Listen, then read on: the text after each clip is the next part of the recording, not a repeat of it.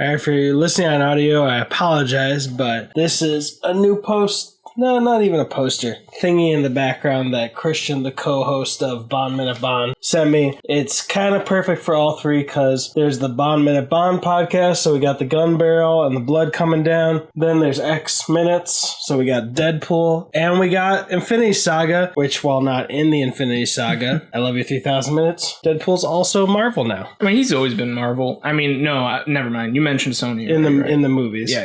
And okay. Deadpool's Fox. But with that said, this is minute 61 of Iron Man 1. My name is Brian. I'm Richard. And this is I Love You 3000 Minutes, the podcast that went back through time, rewinding every single movie at speed, just so we could then play it back at normal speed to break every minute of the Infinity Saga.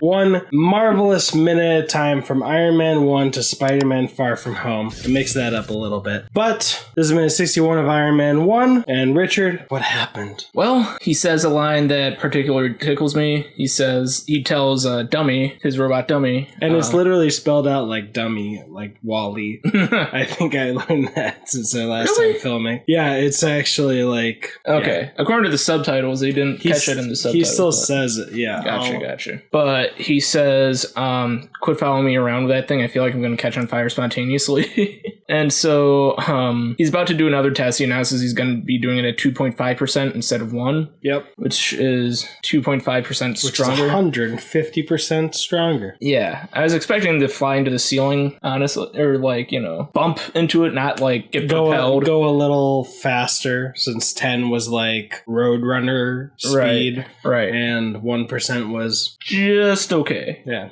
Just okay. And so I thought it would just kind of keep lifting him, but it didn't keep lifting him. It was just enough to hover. He loses control. He starts floating to the corner. He starts going over his cars. You laughed at that really hard. Yeah. It's a little scary. It looks like he's kind of going in a straight line over his car, starting from the silver Acura at the end, and then he goes over his blue convertible. If you know what that blue convertible is, please let us know. I feel like the camera work goes straight to the table after the blue convertible. Yeah, there's an edit where he's close to the wall over the cars, and then if they didn't edit it, he would have had to just hover a little away, and then he started going towards his desks. Yeah. But there was a little bit of time cut out of that sequence, I guess. I feel like it would have hurt all car people if he just foot blasted every single one of his cars in the background there. I think he did. No, it cut straight from the blue to the table. And I thought you were saying there was an edit where he gets close to the wall and he must have pushed off the wall towards the table. No, yeah, that's what I was talking about. Yeah. I just thought that he actually went over all of them. Out. I think if you interviewed anybody who'd seen it and they remember the scene, they would have said he went over all his cars, which they probably did. And so he goes over the table, he's blowing a ton of his papers around, and he's saying, we're okay, we're good, this is good. As with every scientist on the verge of an invention, we're good. He eventually navigates himself back to his little launching pad. Could have gone worse. Could be worse. He starts to stabilize himself. He starts to look like he's actually piloting his boosters, his repulsor beams and his foot boosters, and he lands, and yeah. I like the sparks throughout the sequence. There's random sparks from the repulsor beams. But have we noticed these little things in the corners of his mat? I haven't noticed those. No.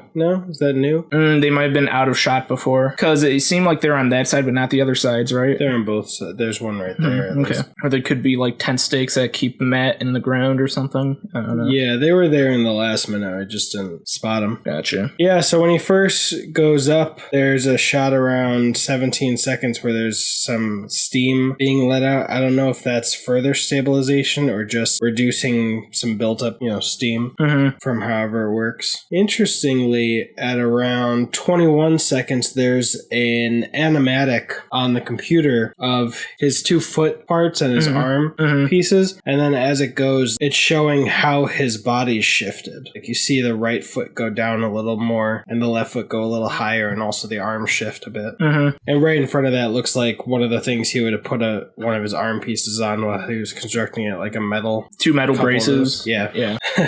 Also, another thing I love is around like 31 seconds, 32 seconds, just a bunch of papers start flying up with no purpose or no reason. They're not actually being affected, or if they were, they'd probably be blowing around the floor instead of just immediately going straight up in the air. You know, because if you have like a paper on a table and you just go to it, it's not going to fly up at your face. I think the strong gusts of winds from the boots could send them in random directions because they're flying away from him. I mean, they're all going straight up first, though, right? I think they're flying away and then going straight up. I might just be being contrarian here. And look, we've never seen this before. At around 40 seconds, there's a jukebox. Oh, damn. Whoa, where did that come from? Oh my gosh, I don't know. Yeah, the one thing I always, even on the first viewing, at around 49 seconds, he's going from like hovering and stuff, like he's on wires and it's actually natural. And they had this actual wire setup where they put wood planks under his feet and had that as part of it, so it actually shifted him, you know, instead of putting a brace around his waist. Right. Or just a brace around his waist and then having his feet justify it. They made it so it came from the feet and I think maybe his arms. So his body would shift naturally. Gotcha. Anyway, at around the 49-second mark, it goes from that kind of shifty thing to, I feel like it's more of a CGI thing. It's kind of unnatural. Like he starts just... He suddenly settles. Yeah, settles really, really smoothly. I don't know if that was just in the design of how the wires were working when they were holding him, but now I know why there might be these gaps at the top of the ceiling. Exhaust? Wires come down. Maybe. Yeah. Exhaust too, though.